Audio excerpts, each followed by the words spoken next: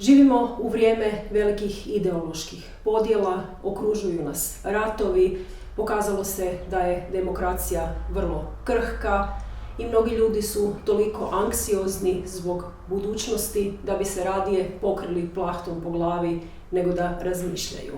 Čini mi se da je pravo vrijeme za čitanje romana koji upozorava na posljedice nemišljenja i neslobode. Aldous Huxley napisao je Divni novi svijet 1932. godine. Mi ga u Hrvatskoj poznajemo i pod naslovom Vrli novi svijet. Preveo ga je Stanislav Vidmar, ovo izdanje izašlo je u izdavačkoj kući Lumen i o toj smo knjizi zadnji puta raspravljali na čitateljskoj radionici Kabinet čuda koja se odvija u knjižari Fraktura, a financira je Grad Zagreb. Divni novi svijet je distopija, jedna od najpoznatijih distopija i često je uspoređuju sa 1984. Georgea Orwella koja je napisana nešto kasnije. Međutim, te dvije knjige opisuju dva posve različita svijeta u budućnosti.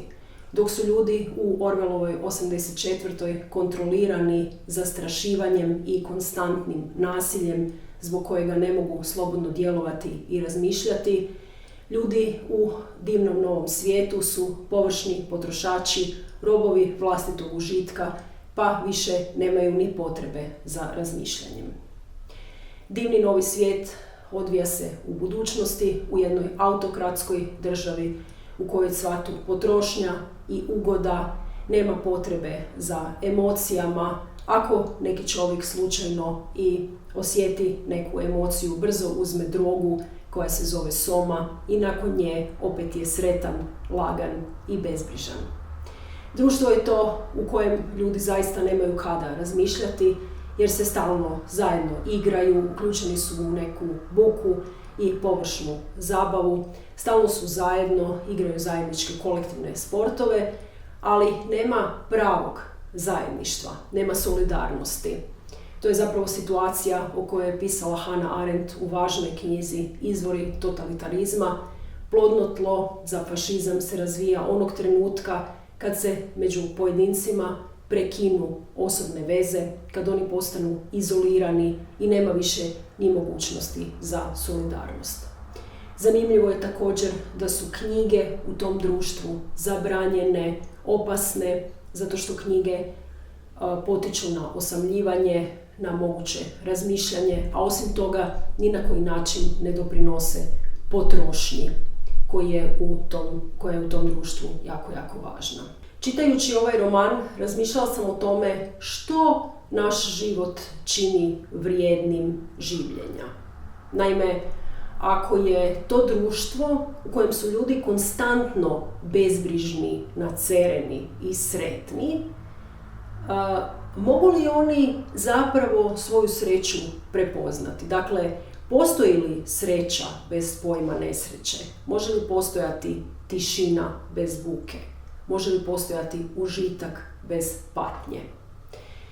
Jako dobar pogovor o ovom romanu napisala je Margaret Atwood i ona postavlja jedno jako zanimljivo pitanje. Naime, ona pita da li je divni novi svijet utopija, jer su svi stalno sretni i bezbrižni, pa bi to bio opis boljeg svijeta od onog koji mi živimo, ili je to distopija u kojem su zapravo ljudi potpuno neslobodni, pa onda ona opisuje lošiji svijet od našega. Mislim da tom pitanju treba dodati treću mogućnost, naime da se to sada već pomalo može čitati kao jedan zastrašujući, realistični roman. Jer i mi živimo konstantnu buku, lažne spektakle, cvate potrošaštvo, materializam, kolektivizam koji sa sobom ne nosi solidarnost, a individualizam više nije nekakav pojam razvoja pojedinca koji bi postao moralna i odgovorna osoba, nego je individualizam postao sebično, glasno japajakanje bez prave moralne odgovornosti. Osim toga, kao i u divnom novom svijetu, imamo veliki tehnološki i znanstveni napredak, ali istovremeno imamo anti-intelektualizam i anti-znanstveni stav. Huxley je negdje napisao da ga je zanimalo ovim romanom istražiti na koji način društvo može pojedinca uvjeriti da zavole svoje robovanje. Dakle, što se dogodi kad društvo iskoristi čovjekovu očito iskonsku potrebu za plitkim užicima, za odricanjem od odgovornosti i za osjećajem sigurnosti. Jer naravno da kad razmišljamo možemo postaviti i neka neugodna pitanja. Naravno da kad osjećamo da se možemo osjećati dobro ili loše.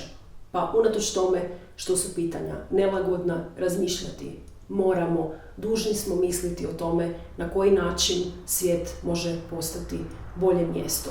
Zato čitajte Huxleya, čitajte Orwella i razmišljajte o ovim jako važnim pitanjima.